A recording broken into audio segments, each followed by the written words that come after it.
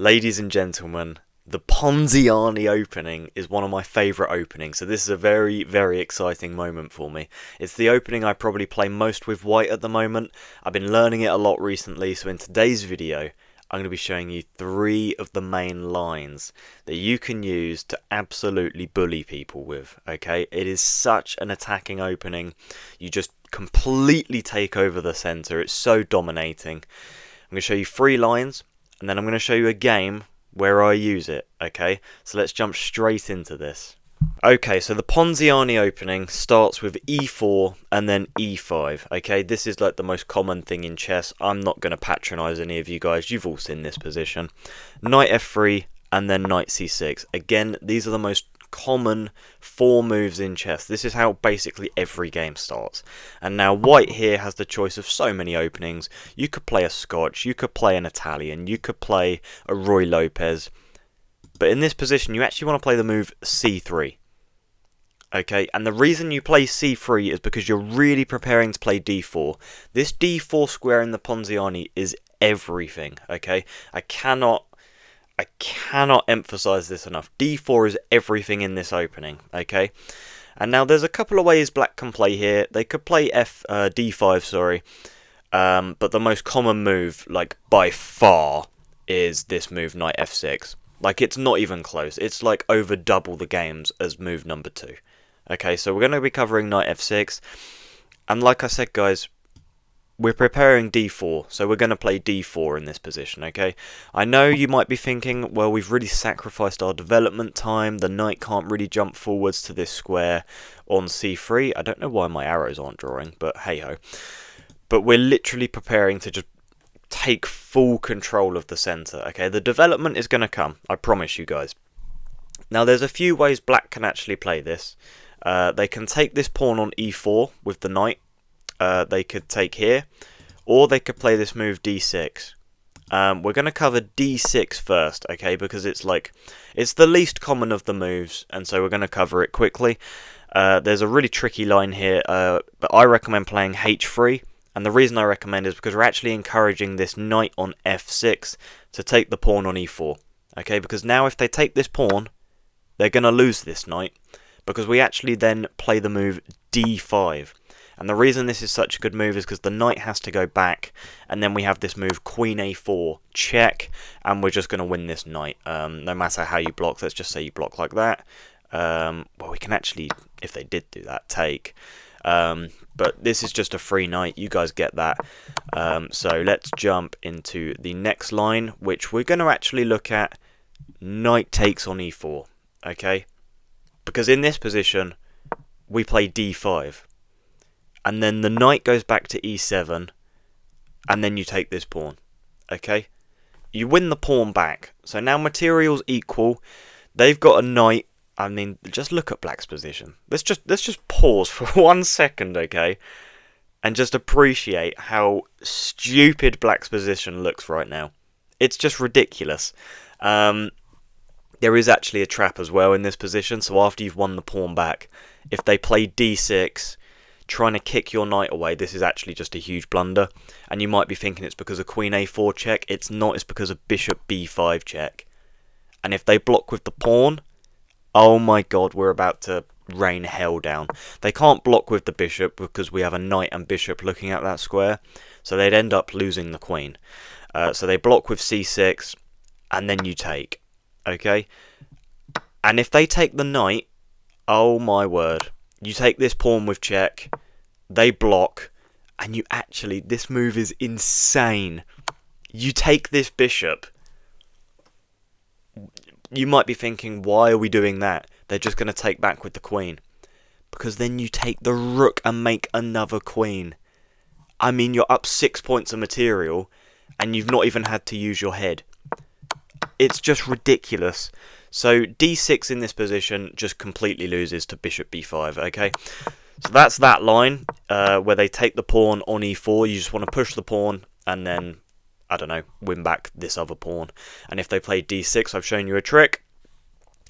Now there's one other move they can play here, okay? They can take this pawn here. And now this line's a little simpler. You go e5, okay? And then they'll probably play a move like, I don't know, knight d5. This is the most common move. And here, there's a couple of things you can do. You can play queen b3. You could play bishop c4. Or you could just take back right away. I actually recommend taking back right away. The lines with queen b3, bishop c4, they're quite complicated, but basically the idea is to get this battery set up with the queen and bishop on this diagonal, because it's such a strong diagonal, especially when they're going to be short castling. But I recommend taking back just because you have such a strong centre now, and your development is so easy. Like, it's so clear where the knight wants to go, where the bishop wants to go, where the queen wants to go. You're going to short castle. It's just so simple from here. So that's if they take with the pawn, okay? But yeah, this is like the queen b3 line. You could play bishop c4 here, or just take, and then, I don't know, maybe they play d6, and then play like bishop b5 or bishop c4. I don't know. But yeah, those are the 3 lines, guys, okay? If you've made it this far, I absolutely love you, but smash that like button. Subscribe if you're new. I'm going to show you a game now where I play the Ponziani against somebody of a similar elo to me. And we're just going to see how it goes, guys. I'm not going to spoil anything. Let's just see how it goes. Okay, guys, so I've shown you the 3 main lines of the Ponziani opening, and now I'm going to be showing you a game where I play the Ponziani, and no spoilers, okay, no spoilers. So obviously the game starts with e4 and e5, and then we get this move knight f3 and knight c6. So this is the position where I said there's so many different openings you can go into here, like the Roy Lopez Italian, the Scotch. But the Ponziani, I really, really recommend it, guys, because black does not know the theory, okay? They're going to be thinking on the fly, especially at a beginner level. Maybe if you're intermediate, they might know a bit of the theory, but it's still so tricky. So you play c3, and in this game my opponent plays a6, which is already a bit of an inaccuracy. Okay, let me just come over to this other tab. So yeah, as you can see, a6 is already an inaccuracy. What it wanted was either the knight to come out or to play d5, but they play a6, and so I obviously played d4. You know, the d4, guys, I cannot emphasize enough how important this square is. It's everything, okay? So no matter what they do, you're playing for d4 every single time. In this game, my opponent doesn't play d6. They don't even develop this knight. They just take right away. So I thought I'd show you the 3 main lines, and then show you a game where it doesn't exactly go to plan. Like, what do we do if they don't play into one of those lines? We take back in the centre. So you can already see we have a knight developed and this insane pawn centre. Okay? And I've not had to do a thing. I've not had to use my brain once, because the moves are so easy to make. My opponent plays d5. I take, and they take back with the queen, which allows me to gain a tempo when I play knight c3. If you don't know what tempo is, the reason I've gained such a thing here is because they're going to have to spend a move now moving their queen to a safer square, and I get to develop a knight for free. So it's very, very important chess terminology. Bishop b4 pins my knights. They don't have to move their queen right away. And then I play the move a3, trying to kick this bishop away. They take, and so I take back. So we still have a very, very strong centre. And my opponent doesn't have a d or an e pawn. So it's going to be very hard for them to challenge either of these pawns in the middle. They play h6, which again, an inaccuracy, because I don't know if they were trying to prevent me playing knight g5, but that obviously wasn't an option. Or it was an option, actually, because the bishop defends, but it doesn't really do anything for me, because I don't have anything on this diagonal. So this f7 pawn is currently very, very safe. Here I just played bishop e2, just developing my light square bishop, looking to short castle. So again, guys, the moves in the Ponziani are so simple to make. It's so easy. My opponent plays knight f6. I short castle here, which is a little bit of an inaccuracy, but nothing major. The engine just wanted c4, kicking this queen away again, gaining another tempo, taking more space. But I short castle, get my king to safety. It's like, you know, apples or oranges. The engine is just having a little hissy fit because there's nothing else to critique. My opponent then short castles. I play rook e1, looking to put my rook on an open file. It makes sense. Bishop f5. Now this is a little bit of an inaccuracy from my opponent. It allows me to play c4, kick the queen away, and then play this move bishop to b2, setting up this gorgeous diagonal for the bishop. I've got a bishop pair in this game, my opponent does not, so we have to use that to our advantage, okay?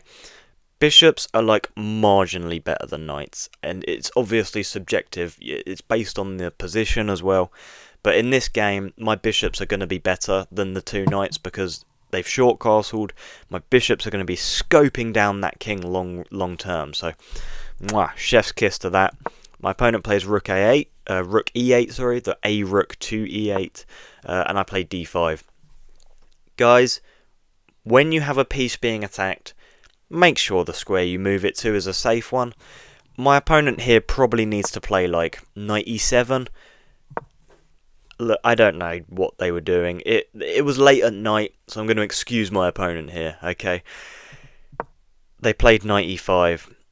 And you might be looking at this wondering, well, it's defended by the rook. Why is that such a bad move? It's because I have a knight and bishop attacking it. I have more attackers than they have defenders. So I'm just going to win this exchange. It was probably best to take with the knight in this line, just so then I'm attacking the queen again, gaining another tempo. But I take with a bishop. Now, the reason I take with a bishop is because there's a knight on f6. And if I can take this knight with the bishop, I'd actually be okay with that trade. Because they'd have to take back with this pawn, opening up their king, and I don't know, by the time my queen and rook lifts get over there, it's real danger zone for the black pieces. My opponent plays knight g4, and I just play this move, queen to d4. Now, I probably could have just dropped my bishop back onto g3, and still been attacking this pawn long term. But I thought, let's bring my queen into the attack. Why not? Let's make this game as exciting as humanly possible. We get the move f6, so I play bishop f4. Engine slightly prefers bishop g3, but it's like the most minute difference ever, so who cares? I thought I'd keep pressure on the h6 pawn long term. They play rook e4, which is an absolutely gorgeous move by my opponent. I mean, they're down a full piece, so they literally have to go guns blazing, attack, attack, attack. Gorgeous little move, obviously attacking the queen and the bishop. So I have to play this move, queen to d2. It gives it as a great move. It's literally the only move. If I were to play something else, I would just lose my bishop. So queen d2, only move, keeps the bishop defended. Now they play g5. And this is where I make the only mistake of the game. You guys have seen so far how easy the Ponziani has been to play. This is why I recommend it so much, because even if you don't have a brain like myself, you're going to be able to play it so easily. In this position, again, I should have just played bishop g3, but I actually played this move h3, just looking for a counter-attack. So if they take, I can take. But I completely missed this move by my opponent. Knight takes on f2. So they pick up a pawn, and I take, and then they take. So in that exchange, my opponent is up a pawn. Now it doesn't really matter because I'm still up a piece, so it makes no difference. But it is a little bit annoying that I missed knight takes on f2. From here, I play bishop d3, so obviously skewering the rook and the bishop. So my opponent looks for this trade, and they take everything off the board. Piece of advice for you guys. If you're down material, don't be the one to initiate all these trades, because you want to keep as much on the board as possible to keep your winning chances alive, or even your drawing chances. Now that everything's been traded, the game's been simplified, it just gets so easy for me from here. They play the move f5, knight e5 attacking the queen. They play queen d6, so I just drop back. They play queen c5 check, just drop back to f1. King g7, I don't understand this move at all, but I play rook e6, looking to get my rook in behind, also cutting off the king, not allowing it to come any closer. They offer me a rook trade. I don't take it. I play knight h4, and now they trade rooks. I'm just up a knight in an endgame. I have a pawn on e6. It's getting very scary for my opponent. King f6. I take here. Now, the reason I took here, guys, you might be thinking, oh my god, this guy's so stupid. He's going to lose everything. Well, watch this. Takes, takes, takes. You cannot stop me from making a queen. So these trades would be so bad for my opponent. They have to keep the queen on the board. So I pick up this free pawn, but my opponent takes. So I take back. And if they take this knight, the game is over. But they take the pawn on e6. So my opponent saw that I was going to make a queen, and there was nothing they could do about it. So now I obviously take the free pawn on h6. My opponent lashes out with b5, so I just trade these pawns, jump my knight back. They play c5, I jump my knight back again, give this check, pick up the pawn. Now the reason this check is so good is because I'm attacking 2 pawns, and my opponent cannot protect both of them with the king. So they play here, I pick up the free pawn, they push, I give another check. And now the reason this knight is so crucial here is because if they ever play here, I can just sacrifice my knight and go and promote, and there's nothing they can do about it because this pawn on a3 stops the pawn here playing b4. It's absolutely gorgeous, guys. So I play h4. My opponent pushes.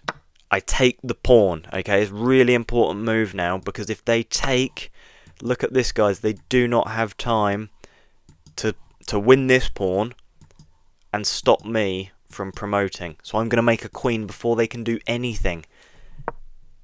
I play h5, my opponent resigns. That's just how simple it is, guys. It's so easy to play the Ponziani. I really cannot recommend it enough, guys. Watch this video a couple times if you need to. Learn the lines, go practice it yourself.